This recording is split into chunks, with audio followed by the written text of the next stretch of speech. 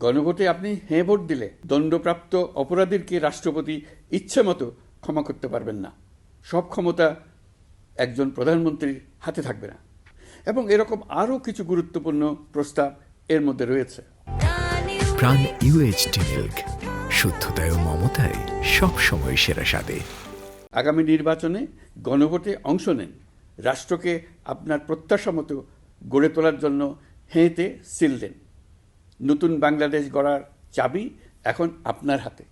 হেঁতে সিল দিলে নতুন বাংলাদেশ গড়ার দরজা খুলে যাবে। হেঁতে আপনি নিজে সিল দেন, আপনার পরিচিত সবাইকে সিল দিতে উদ্বুদ্ধ করুন এবং তাদেরকে ভোট কেন্দ্রে নিয়ে আসুন। দেশ পাল্টে দিন। জুলাই গণ অভ্যুত্থান জাতির ইতিহাসে এক অসাধারণ অর্জন। এটি অপ্রত্যাশিতভাবে জাতির জীবনে গণতন্ত্র, ন্যায় বিচার ও মানুষের অধিকার প্রতিষ্ঠার সুযোগ এনে দিয়েছে। এই লক্ষ্যে আমরা এর মধ্যে বেশ কিছু সংস্কার করেছি। আরও গভীর ও সুদূর প্রসারী সংস্কারের জন্য দেশের সকল রাজনৈতিক দলের ঐকমত্যের ভিত্তিতে জুলাই সনদ প্রণয়ন করেছে।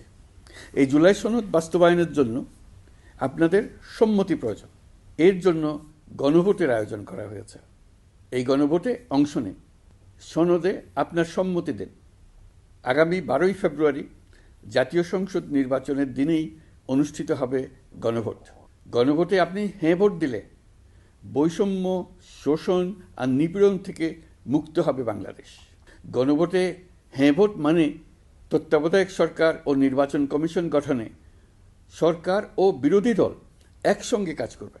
সরকার ইচ্ছামতো সংবিধান পরিবর্তন করতে পারবে না। গুরুত্বপূর্ণ পরিবর্তনের জন্য জনগণের সম্মতি নিতে হবে।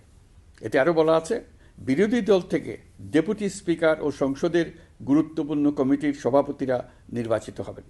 একজন ব্যক্তি সর্বোচ্চ 10 বছরের বেশি প্রধানমন্ত্রী থাকতে পারবেন না।